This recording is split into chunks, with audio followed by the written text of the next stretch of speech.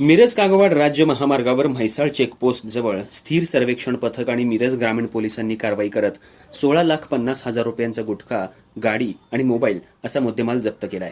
आज बुधवारी दुपारच्या सुमाराला ही कारवाई करण्यात आली.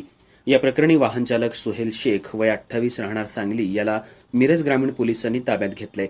लोकसभा निवडणुकीच्या पार्श्वभूमीवर कोणताही अनुचित प्रकार घडू नये, कायदा आणि सुव्यवस्था राहावी या हेतूनं शासनानं सीमारेषेवर चेकपोस्ट उभे केले आहेत.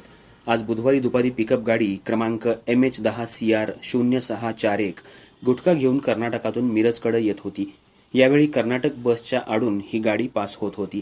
यावेळी पोलीस नाईक प्रवीण कांबळे आणि पोलीस शिपाई अधिक शेजाळ, पोलीस उपनिरीक्षक पूनम मगदूम यांना शंका आल्यानं गाडी अडवली आणि तपासणी केली असता त्यांना जवळपास 11,60,000 रुपये किमतीचा गुटखा सापडला.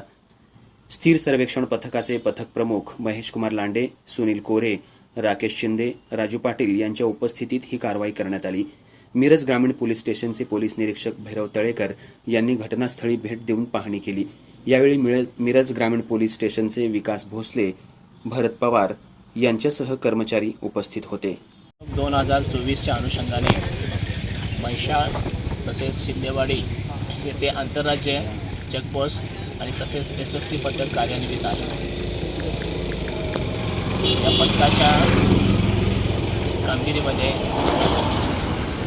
अवैध गुटख्याची वाहतूक, अवैध दारू वाहतूक किंवा रोकड याची तपासणी केली जाते.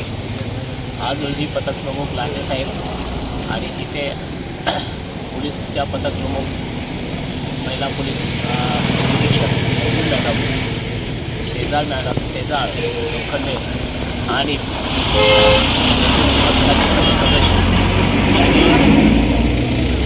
अवैध वाहतूक करणारा टेम्पो बसच्या आडून जात होता त्याला व्यवस्थितपणे थांबवून त्याची कसून तपासणी केली असता त्यामध्ये 16.5 लाख रुपयाचा गुटखा आणि अन्य साहित्य जप्त करण्यात आलेले आहे.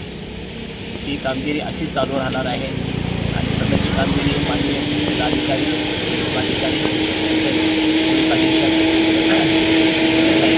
यांच्या मार्गदर्शनाखाली